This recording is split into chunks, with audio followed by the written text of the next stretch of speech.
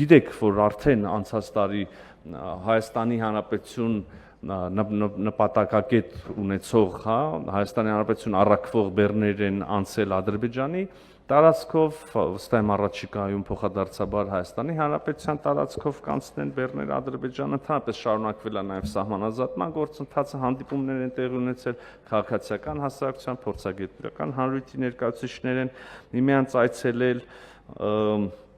Թուրքիայի հետ մեր երկխոսությունն է շարունակվել, տեղի են ունեցել Գյումրի-Կարս երկաթուղու վերագործարկման ուղղության համար ստեղծված աշխատանքային խմբի հանդիպումներ, մի շարք այլ հանդիպումներ, այս մասին մենք անընդհատ եւ հանգամանալից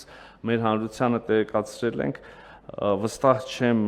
թե արժի շատ մանրամասն անդրադառնալ, հաշվի առնելով, որ ձեր 90%-ը կհամարձակվեմ ենթադրել գիշերը այնուամենայնիվ կամ չի քնել ընդհանրապես կամ շատ ուշ է քնել,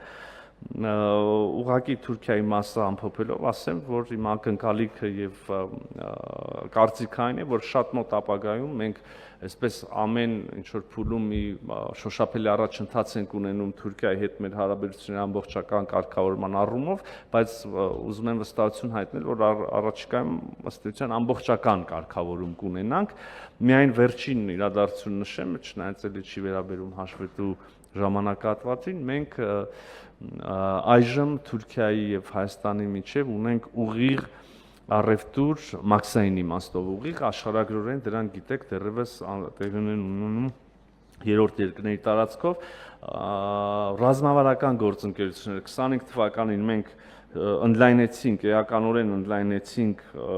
ռազմավարական գործընկերների մեր շրջանակը, 6 ռազմավարական գործընկերություն հաստատեցինք, օրինակ Նիդերլանդներ, Լյուքսեմբուրգ, Գերմանիա, ասիական ուղղությամբ Չինաստան, Ղազախստան, ինչպես կարող եք տեսնել,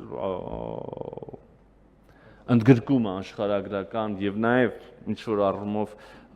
քաղաքական բաշխվածությունը երկրների բավականին լայն է, սա եւս մեկ անգամ փաստում է այն մասին, որ մենք համառորեն եւ հետեւողականորեն շարունակում ենք իրականացնել հավասարակշռված եւ հավասարակշռման արտաքին քաղաքականություն եւ դա տալիս է կարող եք տեսնել իր արդյունքները